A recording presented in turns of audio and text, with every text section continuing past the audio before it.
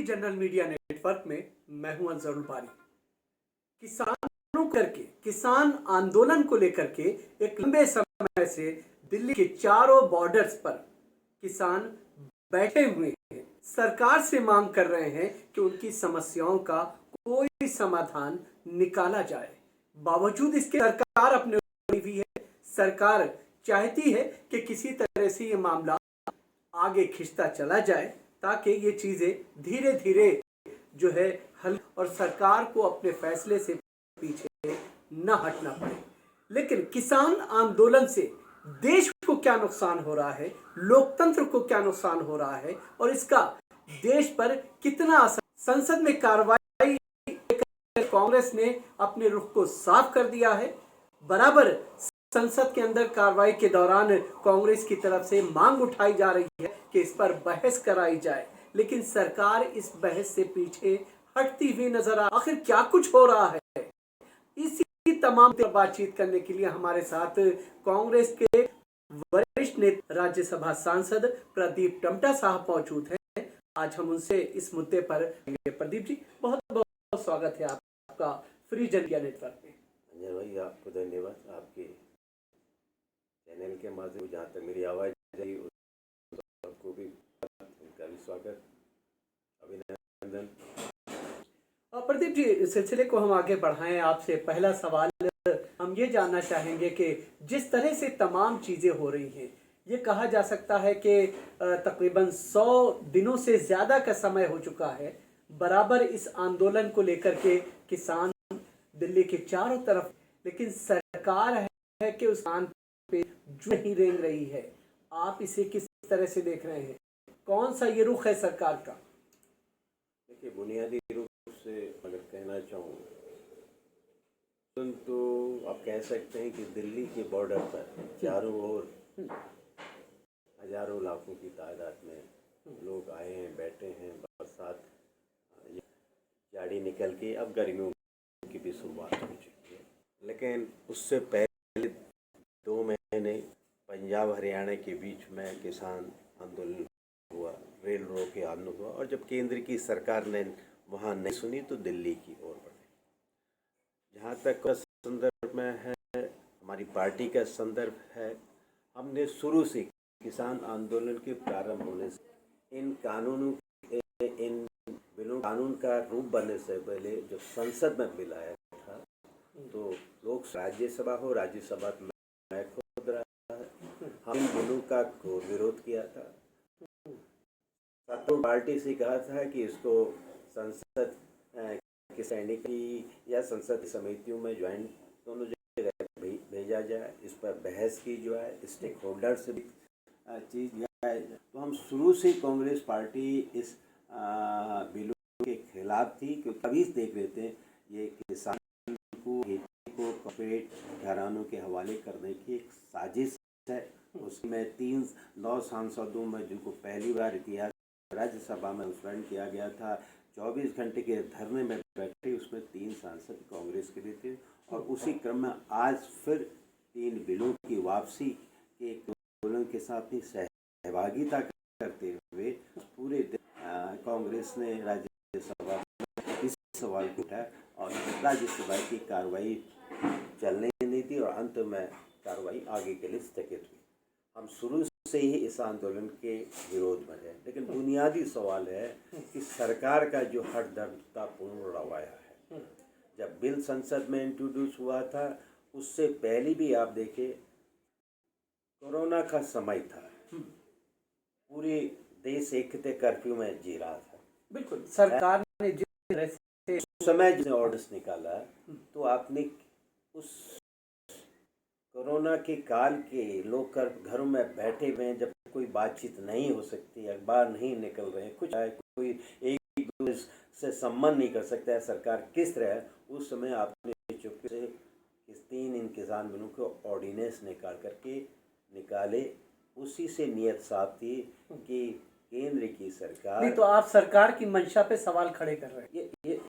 ये चोरी छुपे शुरुआत में जब कोई आवश्यकता नहीं, ऐसे समय ऑर्डिनेंस के माध्यम से, अध्यादेश के माध्यम से 3 बिलों को लाना सरकार की मन से सवाल खड़ा था और वही उसने किया। और उसके बाद जब सदन में आया, इतिहास में पहली बार डिवीजन की भी राज्यसभा में मांग हुई, उन तमाम संसदीय परंपराओं का उल्लंघन करते हुए इस बिल को हठधर्मिता के साथ गया। आखिर सवाल है कि ऐसा सरकार क्यों कर रही है और किसान आंदोलन का आपने भविष्य क्या है, हम क्या देखते हैं। मैं सोचता हूँ ये जो किसान दिल्ली की चारों ओर बैठे हुए हैं या पूरे महापंचायतों के माध्यम अपने विरोध को प्रदर्शन कर रहे हैं, ये लड़ाई इस देश की सिर्फ मात्र किसानों की लड़ाई है। ये सिर्फ खेती को बचाने की नहीं लड़ाई है, इस देश को लोकतंत्र को बचाने की लड़ाई है। लोकतंत्र के वजूद पे खतरा है। बिल्कुल बिल्कुल। अगर आप देखेंगे जब से भारतीय जनता पार्टी आई है, शुरुआती दौर से देखेंगे सब है, अगर उस समय के विश्वविद्यालयों और संस्थाओं के ऊपर इसने हमला किया, हिंदुत्व के एजेंडे को थोपने की कोशिश की, वहां पर हुआ। उस समय के तमाम जो उदारवादी लोग थे, जो वैज्ञानिक धरोहर के लोग थे, जो गांधी और नेहरू भारत के इस देश के संविधान के लिबरल उदारवादी लोकतंत्र और कल्पना के साथ खड़े थे, उन लोगों ने अपना विरोध जाहिर किया था। तमाम तरह के पद्मश्री पद्म विभूषण को त्याग करके वो पहला विरोध। लेकिन धीरे धीरे आपने देखा बीजेपी और आरएसएस, ये धर्म सत्ता और भ्रष्ट क्रोनी कैपिटल का गठजोड़ की इस समय जो सरकार है, उसने फिर आपने देखा लव जिहाद, दलितों के साथ ये धीरे धीरे समाज के हर वर्ग को कमजोर तबके थे उस पर अटैक करते हुए आगे बढ़ी। आपने देखा होगा। नहीं तो कांग्रेस उस तरह से जो है उन चीजों को जो है तोड़ नहीं बन पा रही है ना। कांग्रेस ने भी बुनियादी रूप से जब अनुसूचित जाति के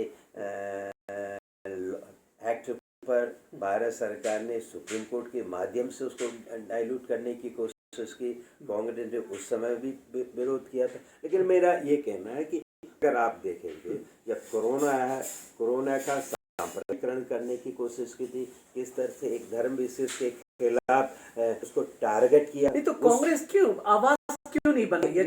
जब सारी चीजें देश में इस तरह से हो रही हैं, आप कह रहे हैं कि भारतीय जनता पार्टी जब सरकार आई तो तमाम चीजें जो है देश में उथल पुथल की स्थिति पैदा कर दी है भारतीय जनता पार्टी ने। सवाल यह है कि कांग्रेस कहाँ खड़ी हुई है? तो इस समय अगर आप देखेंगे, राहुल गांधी ने बुनियादी रूप से सवाल उठाया है कि इस समय जो लड़ाई है, इस समय लड़ाई सामान्य लड़ाई नहीं है। हाँ। इस समय लड़ाई एक बुनियादी विचार की लड़ाई है कि जो ये 75 साल हम होने जा रहे हैं आजादी के, ये जो बुनियादी लोकतंत्र इस देश में बना था, गांधी और नेहरू अम्बेडकर का लोकतंत्र, जिसमें भारत नहीं तो गांधी के हत्यारों को आपकी पार्टी के वरिष्ठ नेता शामिल कराते हैं। आप किस विचार की बात कर रहे हैं? वो एक किसी प्रदेश में किसी लीडर को शामिल कर दिया गया, ये कांग्रेस के विचार है। बुनियादी रूप से कांग्रेस ने आपको उस चीज से अलग कर दिया। बिल्कुल बिल्कुल। कोई भी कांग्रेस का लीडर, राहुल गांधी जी ने कह दिया कि हमारी लड़ाई हिंदुत्व और आरएसएस के खिलाफ है। हाँ, ये जरूर है कि इसमें मैं मानता हूँ कि कांग्रेस को नैरेटिव को और मजबूती के साथ और शार्प करना पड़ेगा। कहीं कहीं पर ये जरूर दिखता है जब हम नागरिक संशोधन कानून था, उस पर कांग्रेस ने खोल करके में उसका विरोध किया था। बीजेपी ने टर्न किया उससे पहले दिल्ली की हिंसा, उस कानून को दिल्ली में वायलेंस के द्वारा तोड़ा गया। उसके बाद कोरोना काल में जमात के मुद्दे को लेकर करके कम्युनल वायरस के माध्यम से बांटने की कोशिश की थी। कहीं पर कांग्रेस किसानों के मुद्दे पर उस तरह से आवाज नहीं बन पा रही है। नहीं देख, हम नहीं कह सकते कांग्रेस है जब किसान आंदोलन में भी नहीं थे, किसान सड़कों पे भी नहीं आते, और सरकार इस बिल को लेकर पार्लियामेंट आई, कांग्रेस ने भरपूर चाहे लोकसभा हो चाहे राज्यसभा हो जम के विरोध किया, और हमारे 3 सांसदों को सस्पेंड किया गया था। और 24 घंटे इतिहास में पहली बार देश के संसद परिसर 9 सांसद धरने पर बैठे, जिसमें 3 कांग्रेस के सांसद भी थे। तो इसलिए हम शुरुआती रूप से किसानों की आवाज बने थे और हमने कहा भी कि ये 3 सवाल नहीं, आवाज बने हैं, असर नहीं दे पा रहे। आवाज भी है और कांग्रेस उसको पूरी तरह जन आंदोलन में बना रही है। हमने संसद के अंदर लड़ाई लड़ी और आज हम सड़क में भी लड़ाई है। चाहे आपने देखा पंजाब में जब किसान रेल रोको आंदोलन करने से पहले पूरे पंजाब हमारे नेता राहुल गांधी थे, जिन्होंने ट्रैक्टर यात्रा के माध्यम से इन तीनों कानून को निकालने की मांग की थी। इस समय पूरे यूपी के अंदर हमारे नेता प्रियंका गांधी किसानों को पंच के माध्यम से इन 3 बिलों के खिलाफ इनको विड्रॉल के आंदोलन के साथ किसान आंदोलन को मजबूती कर रही है। राजस्थान जहाँ जहाँ हमारी सरकार, जहाँ हमारे प्रभाव क्षेत्र है, कांग्रेस उत्तरी कांग्रेस और संसद दोनों जगह इन किसान विरोधी कानून के खिलाफ है। और बुनियादी रूप से आपको लगता है या आप इस तरह से देख रहे हैं कि कहीं ना कहीं यूपी में जो आप जिक्र कर रहे हैं प्रियंका गांधी का कि किसान पंचायतें हो रही हैं, प्रियंका गांधी उसमें जा रही हैं, तो कांग्रेस पार्टी अपने वेस्टर्न यूपी में जो उसका अपना कम उसको मजबूत किसानों के साथ कर रही है, आवाज नहीं बन पा रही है। बनेगी आवाज। देखिए आज इस देश के अंदर तमाम तरह की वो पार्टियां, जाति पार्टियां जिन्होंने एक समय जनता को दिग्भ्रमित करने की कोशिश की थी, आज साफ इस देश में है। इस देश में लोकतंत्र रहेगा या नहीं रहेगा। एक तरफ मोदी का, एक तरफ आरएसएस का हिंदुत्व का एजेंडा है, जिसकी शुरुआत उन्होंने 5 अगस्त को अयोध्या में राम मंदिर के भव्य मंदिर के निर्माण से के साथ की है। राम मंदिर के आंदोलन को, जो मेरी व्यक्तिगत राय है, वो कोई मंदिर का या राम के मंदिर निर्माण का आंदोलन नहीं था। वो इस देश के बुनियादी सिद्धांत पर जो इस देश के सामाजिक ब्राह्मणिकल सोशल ऑर्डर कहते हैं, इसमें सिर्फ हिंदुओं का एक बड़ा जाति रूप से आपको श्रेष्ठ करता है, उसके अधिकारों की रक्षा की लड़ाई है।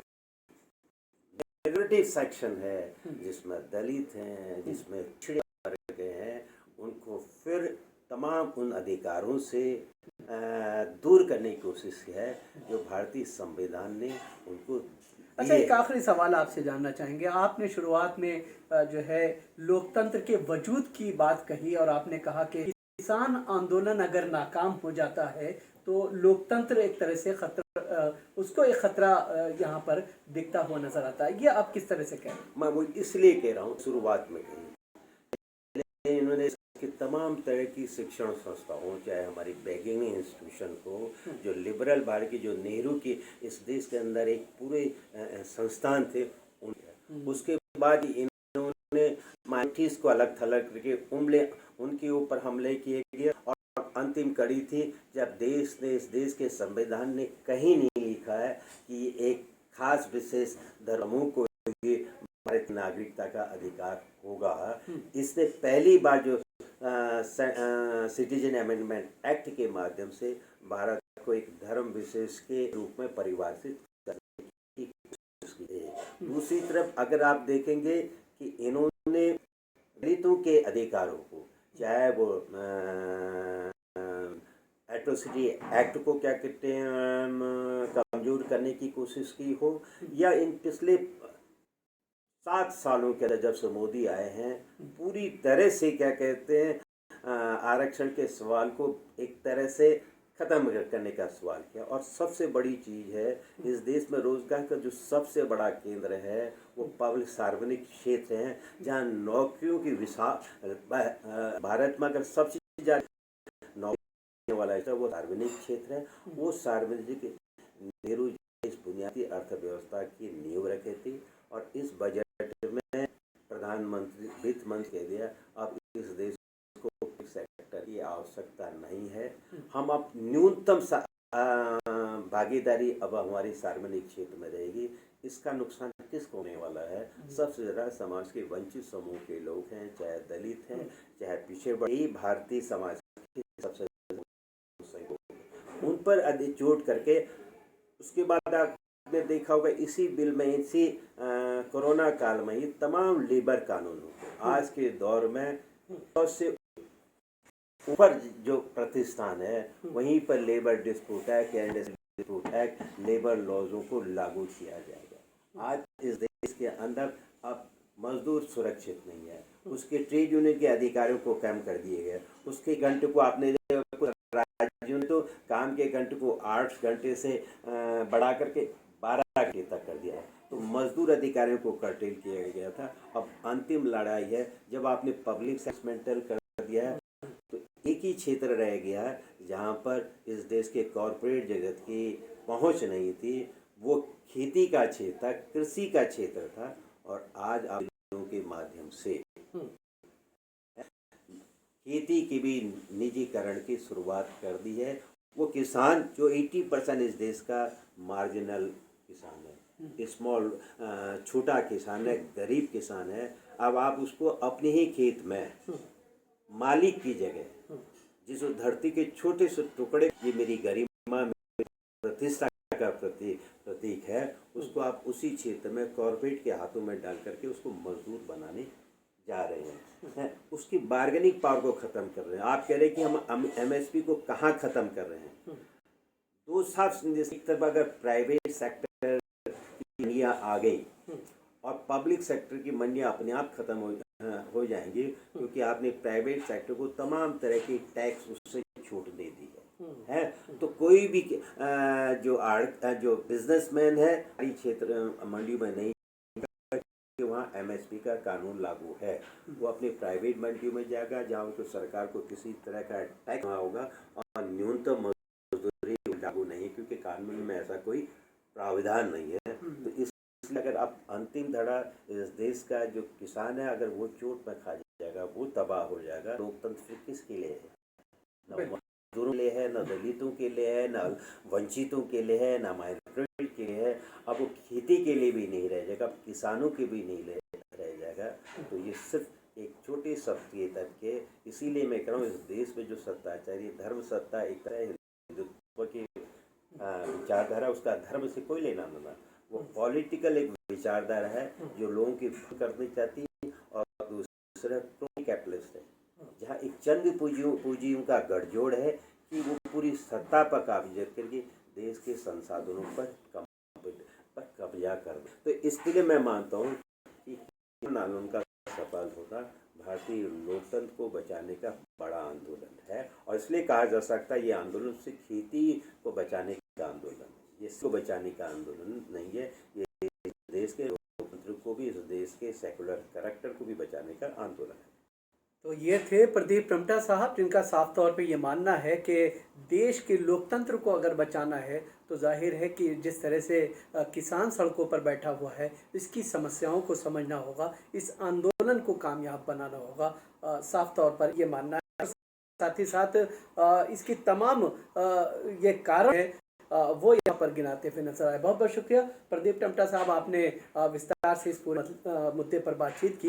लेकिन जाने से पहले हम अपने तमाम दर्शकों से गुजारिश करेंगे कि अगर आपने फ्री जनरल मीडिया नेटवर्क को सब्सक्राइब नहीं किया है तो आप इस चैनल को सब्सक्राइब करें, इसके वीडियोस को लाइक और शेयर करें। साथ ही साथ हम आपसे ये भी गुजारेंगे कि ये एक नॉन प्रॉफिट मीडिया हाउस है, आपको इस चैनल की मदद की ज़रूरत है। आप इस चैनल को सहयोग भी कर सकते हैं।